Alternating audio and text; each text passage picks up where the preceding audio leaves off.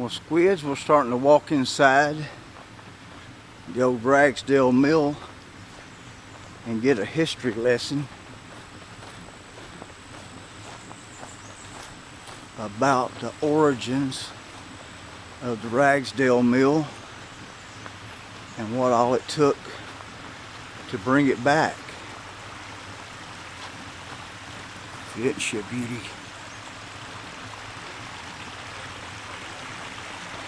And this will wind up being a two-part episode because there's just no way to get this all in one.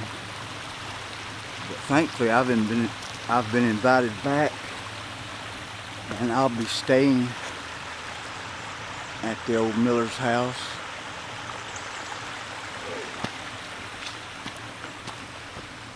And I really do appreciate the hospitality that Doc and Annette have extended to me.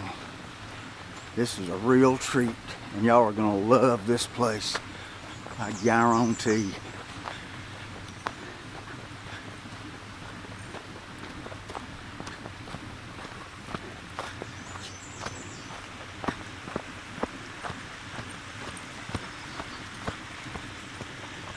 All right, we're coming in, Doc.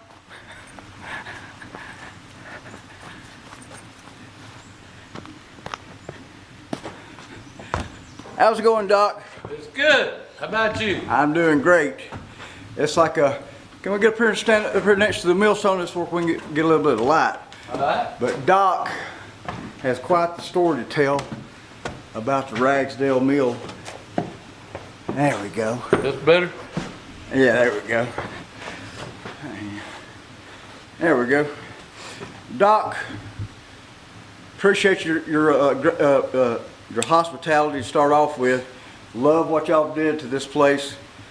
Tell me about the history, when this was built, and who it was built by.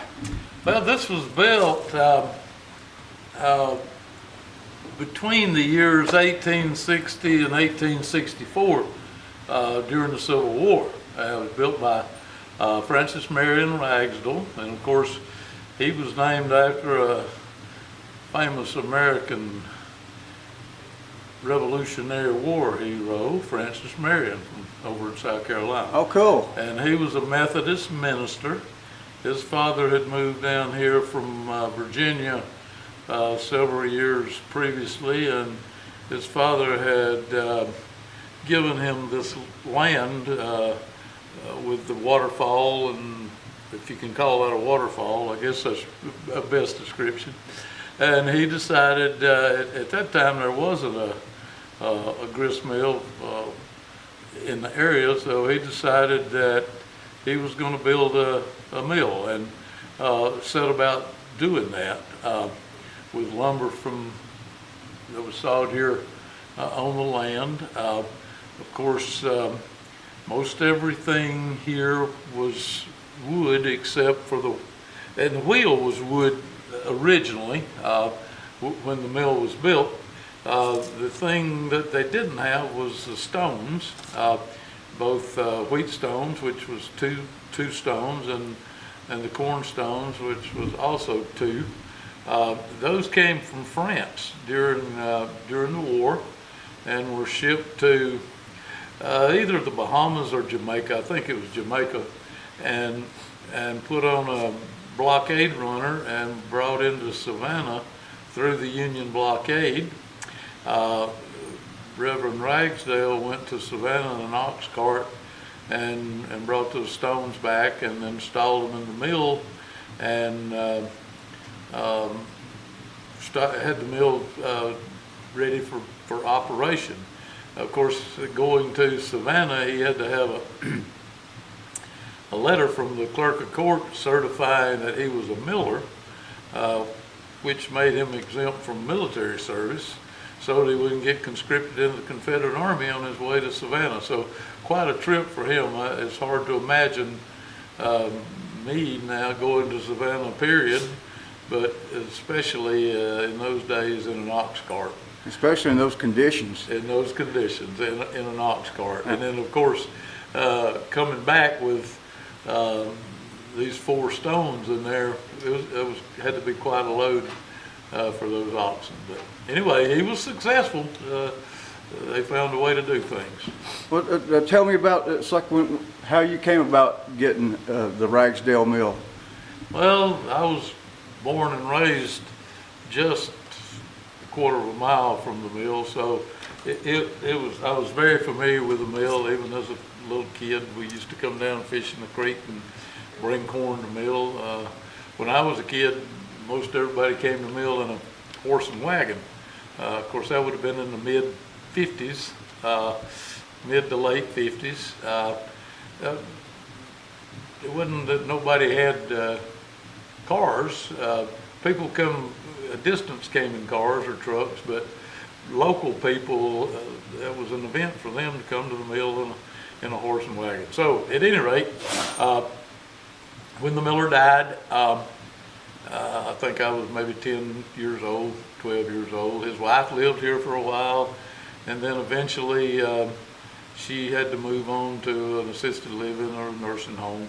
And then their relatives inherited the mill and ended up selling it to Jim Cantrell, who owned the mill for 20 or more years. And then he sold it to Mr. Hood, who owned it for several years. And we had thought about buying it when Mr. Cantrell, I thought about buying it because I wasn't married then, about buying it, and he wanted $50,000 for the mill, and I think it was 17 acres of land, and of course I thought he was crazy then. So we waited about 4 or 5 more years, and I paid $75,000 for it, and was happy to get it then. Of course, I might have had a little bit more money then than I did when the first opportunity. So when that opportunity came up, I was married, and of course my wife was tickled to death to get it. That was another project for her, and I'm so glad that we did go ahead and get it. But we got it because it wasn't nobody else wanted it. We had first shot at it, and we didn't give anybody else a chance. And it was right here, right beside us. So we were very happy to get the mill. Well, y'all sure have did a great job with it. And folks, I think we're going to have to make this a 2-episode series because there's just too much to see here to do in one. But I sure do appreciate your hospitality, Doc. And you and Nanette, y'all are top notch in my book. It's like y'all are one of my favorite couples that I've met. It's like y'all, the vision y'all had at this place is something else. I love coming here. You probably need to get out a little more. If we're your favorite couple. So. Well, that's like I mean it though. It's like, and look at this view. And